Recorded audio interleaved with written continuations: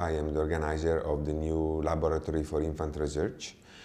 Our main aim is to study the cognitive development of the young infant from 0 to 1 year and a half, 2 years. In the last 20 years, a lot of new information has been acquired on this class of infants. We know now that there is a lot of development of very advanced infant abilities, mostly language, this is our specialty, but also the ability to count, the ability to think about objects and the world, the ability to have intuitions about what is probable, what is not probable.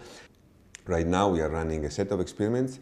We use techniques which are all non-invasive techniques involving, for example, tracking the eyes of infants to know where they look, what they find more interesting, or collecting the looking time, namely how long they look at the stimulus. A substantial part of the studies that are carried out at the Laboratory of Research in Infancy addresses the question of how infants who grow up in a bilingual environment manage to do so.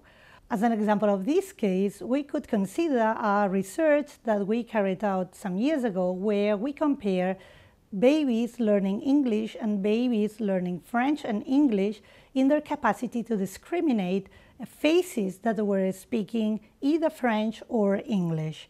That study was carried out in Canada, and the results, they show that at 8 months of age, even though the only stimuli that the infants had were the faces and not sounds, monolingual babies, they were not able to tell the differences between these two languages. However, babies learning French and English, they were able to tell the difference. Recently, we have replicated this study here in Barcelona. The results have shown that, again, at 8 months of age, babies learning only one language, Catalan and Spanish, they couldn't tell the difference between the two faces.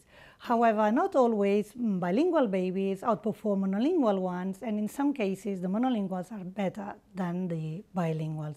One of these cases is in learning the form of the words. En aquest estudi teníem dues situacions diferents.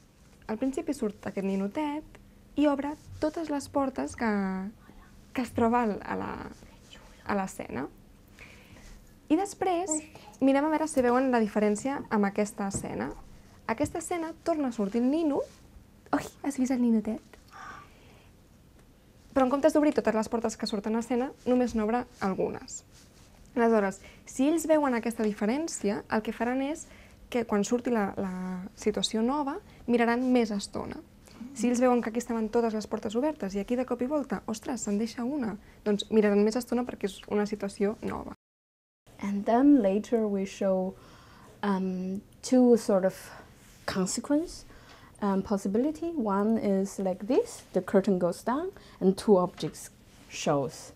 And the other one is the curtain goes down and there's only objects shows. We measure the looking time, also combine the eye tracking to see, okay, which situation the baby looks longer.